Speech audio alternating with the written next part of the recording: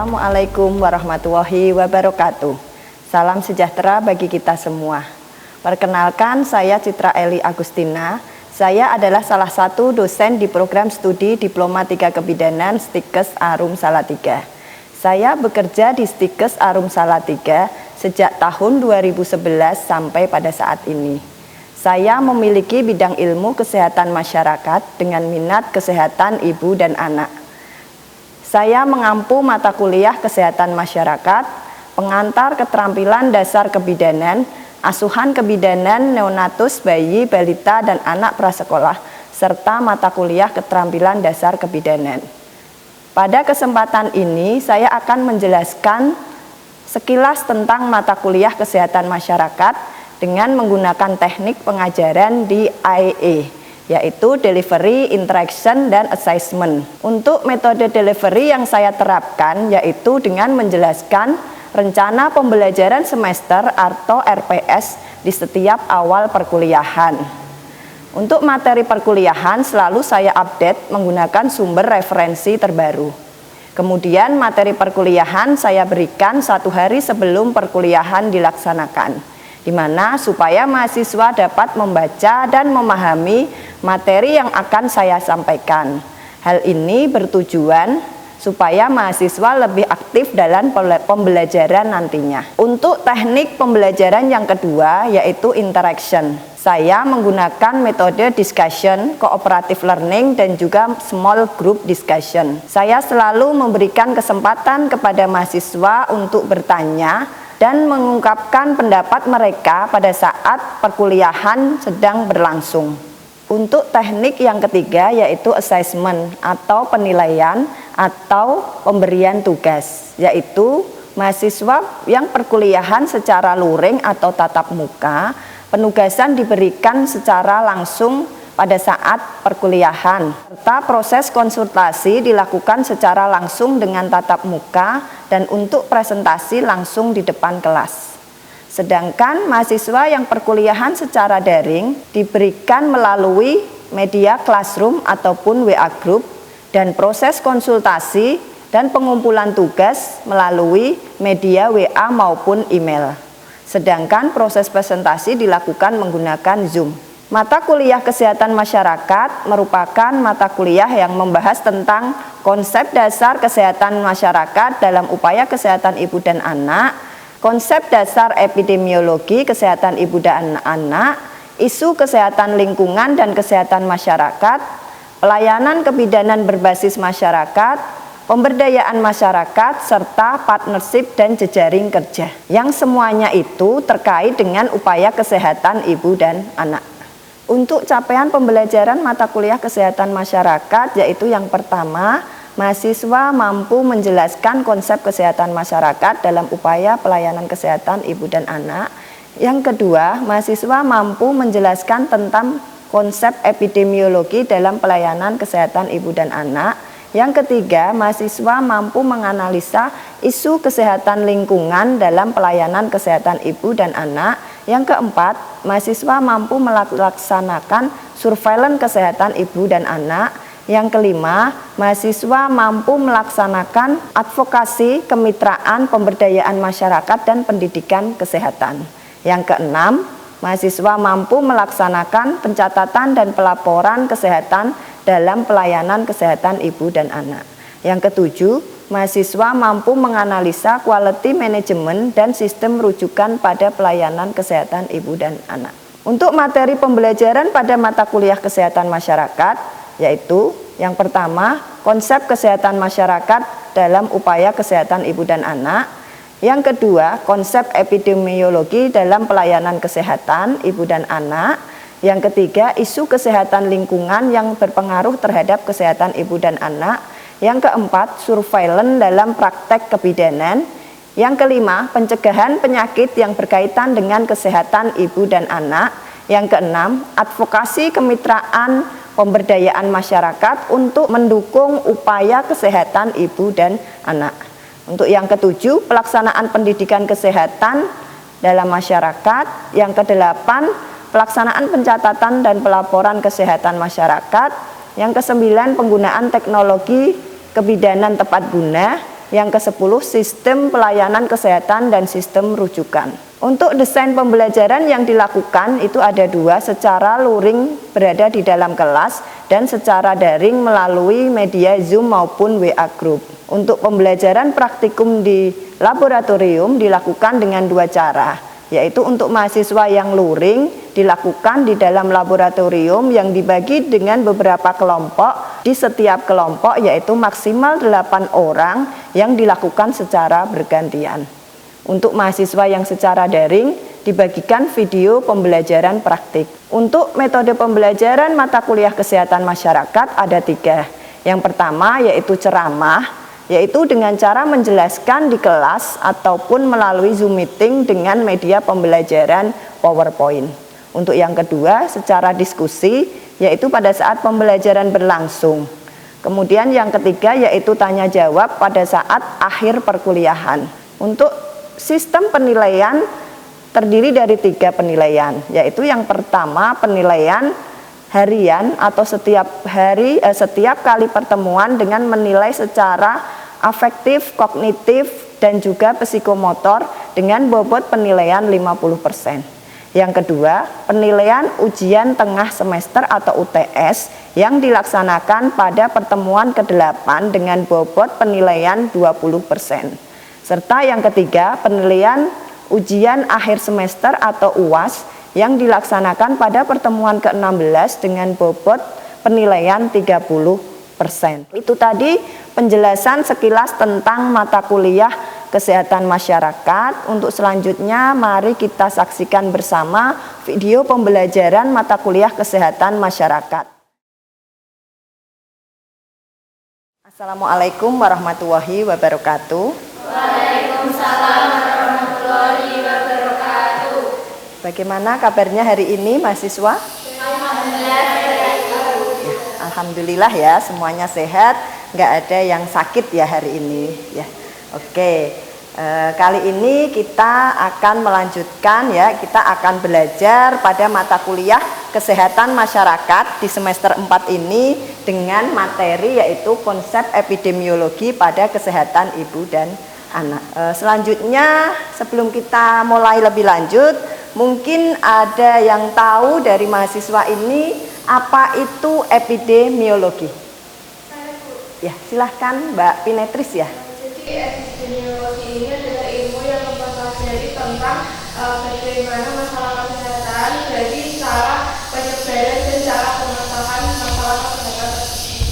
Jadi epidemiologi itu adalah ilmu ya, suatu ilmu yang mempelajari tentang distribusi dan determinan masalah kesehatan ya, terkait dengan permasalahan kesehatan yang terjadi sehingga akan didapatkan pemecahan masalah kesehatan. Harapannya setelah perkuliahan ini mahasiswa mampu yang pertama menjelaskan konsep epidemiologi dalam pelayanan kesehatan masyarakat ya. Kemudian yang kedua, mahasiswa mampu menganalisis kasus epidemiologi dalam pelayanan kesehatan ibu dan anak. Untuk indikator capaian pembelajaran ada 8. Yang pertama yaitu menjelaskan tentang konsep dasar epidemiologi. Ya, kemudian yang kedua nanti tentang definisi epidemiologi, yang ketiga tentang ruang lingkup epidemiologi, yang keempat tentang macam-macam epidemiologi, yang kelima kegunaan epidemiologi serta prinsip epidemiologi, yang ketujuh ukuran, dan yang kedelapan adalah konsep sehat dan sakit. Jadi dasar secara umum ya didasari oleh public health service. Ya, jadi pusat pelayanan kesehatan ini perlu diselenggarakan untuk memelihara, meningkatkan derajat kesehatan, mencegah dan mengobati penyakit, serta memulihkan atau rehabilitasi dari masalah kesehatan. Ya, di sini yang paling harus diperhatikan adalah kebutuhan masyarakat. Ya, jadi kemarin di pertemuan kemarin kesehatan masyarakat sasarannya adalah siapa?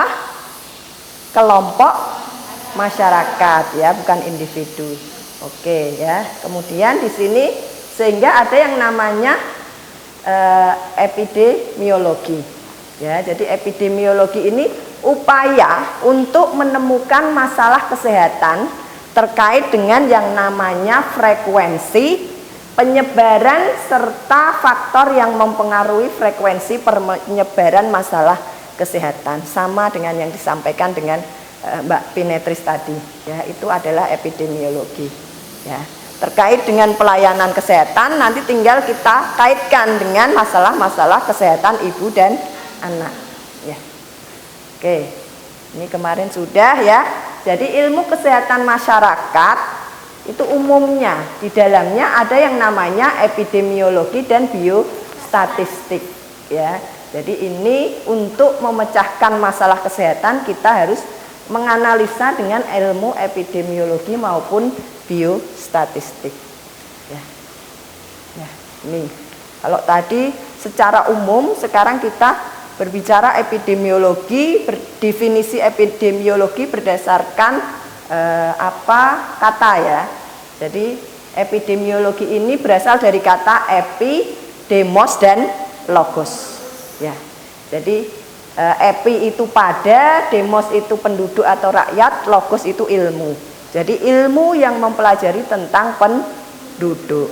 Ya, jadi disingkat secara menurut WHO ya, epidemiologi itu ilmu yang mempelajari distribusi dan determinan dari peristiwa kesehatan. Kata kuncinya adalah distribusi dan determinan ya, masalah peristiwa kesehatan yang berkaitan dengan kesehatan yang menimpa masyarakat ya, di mana tujuannya untuk memecahkan masalah kesehatan tersebut ya. Jadi misalnya sekarang ini masih ada pandemi COVID-19 ya. Jadi dicari distribusinya apa, determinannya apa ya pada COVID-19 itu di masyarakat kita. Ya, kemudian nanti akan didapatkan pemecahan masalah.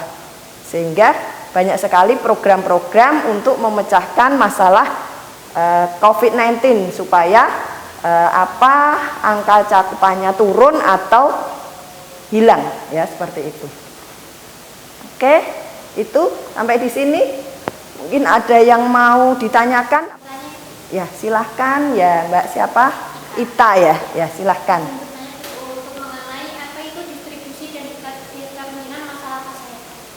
Oke, tadi ya Mbak Ita menanyakan tentang distribusi dan determinan masalah kesehatan. Ini kata kunci dari epidemiologi. Ya, jadi distribusi itu adalah penyebaran, ya, penyebaran dari masalah kesehatan yang dilihat dari apa saja. Ya, mungkin sudah dibaca ya. Ada yang namanya man atau seseorang, ya, orang, ya. Kemudian place atau tempat ya, dan juga waktu, time ya. Jadi penyebarannya itu dilihat dari orangnya, apakah pada balita atau pada dewasa ya, atau umur berapa, jenis kelaminnya apa ya, bisa sosial ekonomi orang tersebut bagaimana ya. Tuh, kemudian kalau pada tempat itu tempatnya di mana ya, kemudian kalau pada waktunya kapan? Apakah musim penghujan atau pada saat musim kemarau, misalnya seperti itu.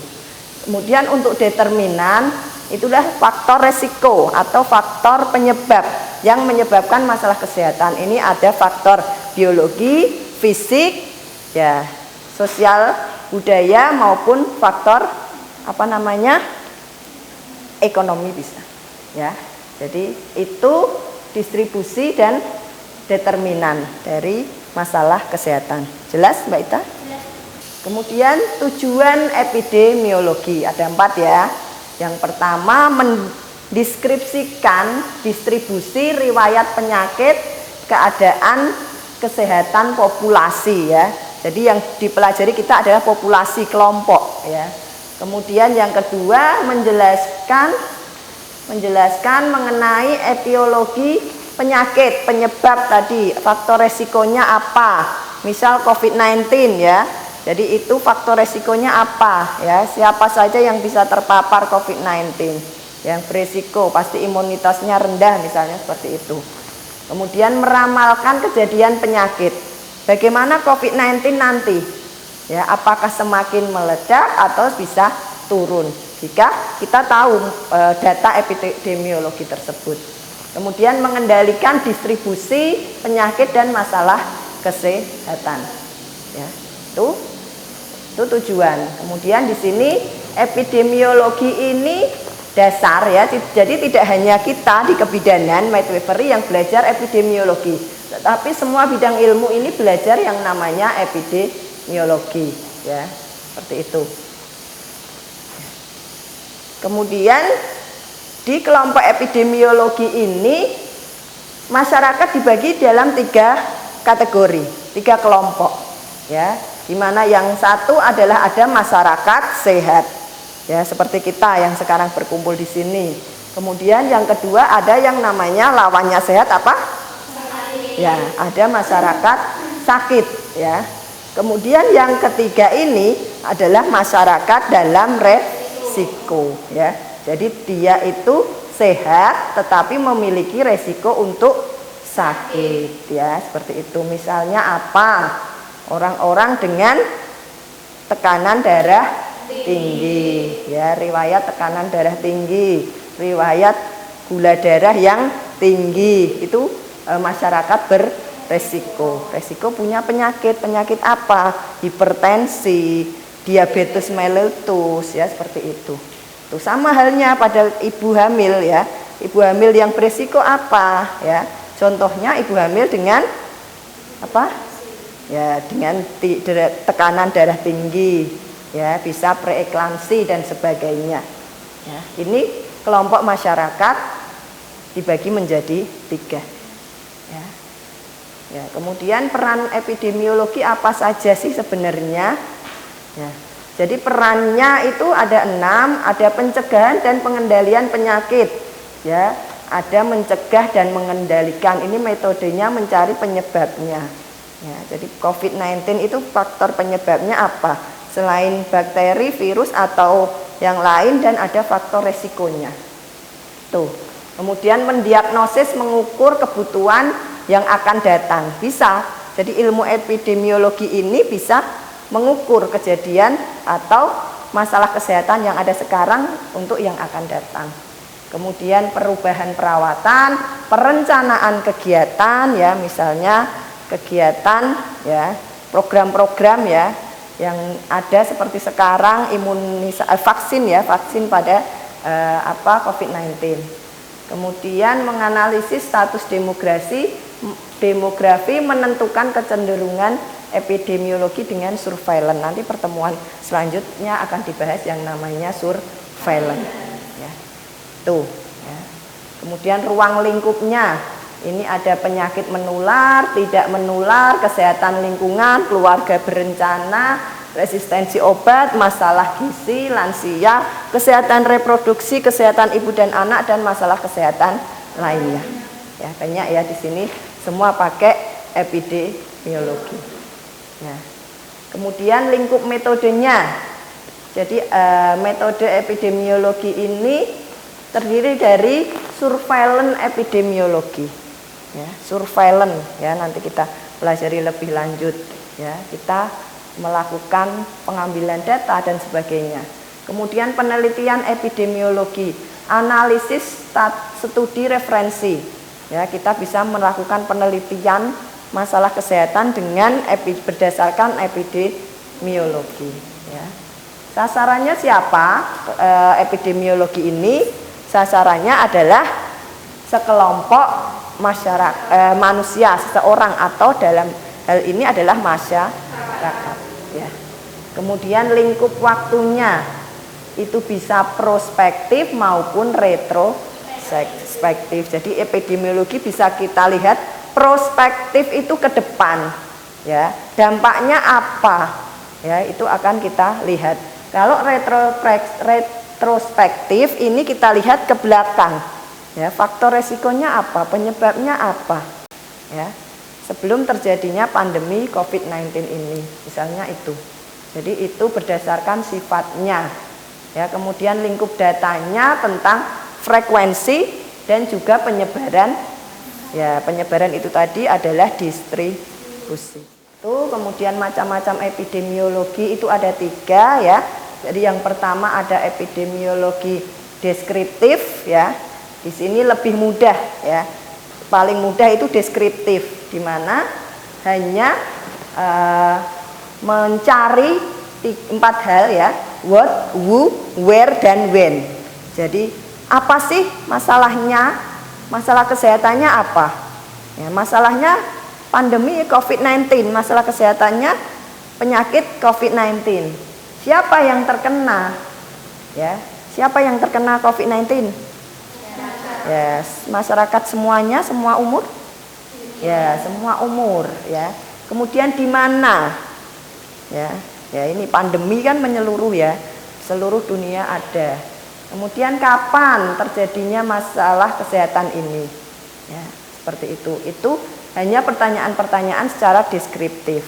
Ya, sedangkan epidemiologi analitik ini lebih dalam. Ya, ini menanyakan tentang mengapa, bagaimana, selanjutnya bagaimana penyelesaiannya.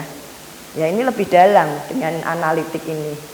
Ya, mengapa terjadi COVID-19, kemudian bagaimana masalah ini bisa terjadi, apa yang akan dilakukan untuk pengendalian COVID-19 ini.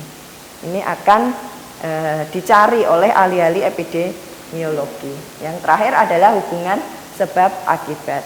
Ya, penyebabnya apa, akibatnya apa. Ini hubungan antara 2 epidemiologi ini. Ya, itu macam-macam epidemiologi ya. Nah, kemudian variabelnya ada 3, tadi sudah ya dijelaskan. Ada man, seseorang, dari umur, jenis kelamin, pekerjaan dan sebagainya. Kemudian dari place atau tempat, ini tergantung dari keadaan geografis, penduduk maupun pelayanan kesehatan ya. Penduduknya seperti apa, geografisnya bagaimana, apakah di pesisir dengan di pegunungan berbeda masalah kesehatannya ya. Kira-kira berbeda enggak? Beda. Nah, beda ya. Biasanya kalau di pegunungan iodiumnya kurang misalnya karena enggak ada jauh dari laut. Kalau dulu seperti itu, tapi sekarang kan transportasi sudah ya menjangkau, jadi semuanya bisa iodium teratasi. Misalnya itu. Kemudian yang selanjutnya time, waktu. Ya, tentang kecepatan perjalanan penyakit. Ini patofisiologinya bagaimana? Bagaimana sih COVID-19 ini bisa terjadi ya? Dulu pernah kan harus isolasi selama berapa hari? Ya, karena ini time ini ya, bagaimana masuknya virus, munculnya tanda gejala sampai penularan itu ada pada time. Itu ya. Ya, ini prinsip epidemiologi ya. Kemudian ya, yang ini adalah penyebab penyakit ya. Jadi di epidemiologi juga dipelajari yang namanya sufficient cause dan necessary cause ya.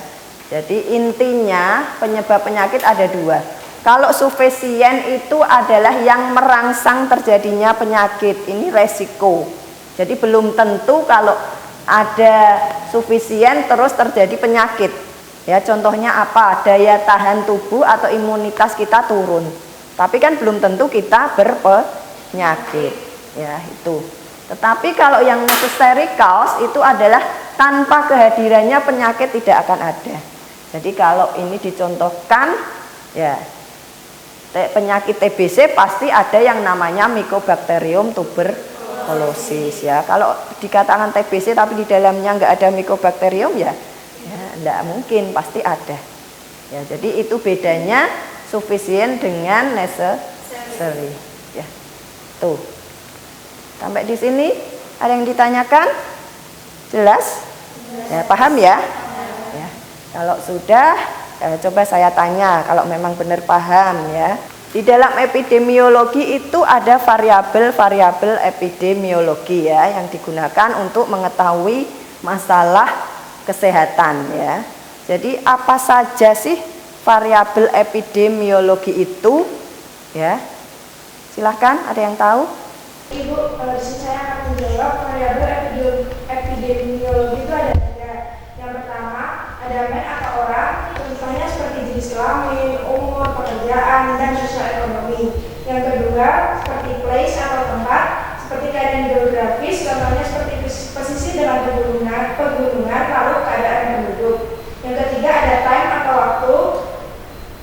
untuk mengetahui perjalanan penyakit atau patofisiologis dan lama terjadinya penyakit.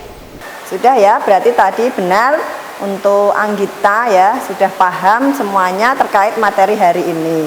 Untuk selanjutnya, untuk tugas hari ini ya, silahkan masing-masing mahasiswa nanti membuat tugas ini ya, di mana epidemiologi merupakan salah satu cabang ilmu medical science ya. Kemudian pertanyaannya yang saya tanyakan yaitu, apakah peran epidemiologi dalam upaya kesehatan ibu dan anak? Ya, jadi fokus pada ibu dan anak. Ya, jadi perannya epidemiologi bagaimana? Kemudian berikan contoh permasalahan dan prinsip epidemiologi. Ya, nanti tugas ini dikerjakan, silahkan dikirimkan melalui email, ya, email ke saya. Ya, itu untuk penugasan hari ini. Mungkin itu saja yang bisa saya sampaikan ya, semoga bermanfaat. Saya akhiri, wassalamualaikum warahmatullahi wabarakatuh. Berikut tadi sistem pembelajaran dari saya terkait mata kuliah kesehatan masyarakat.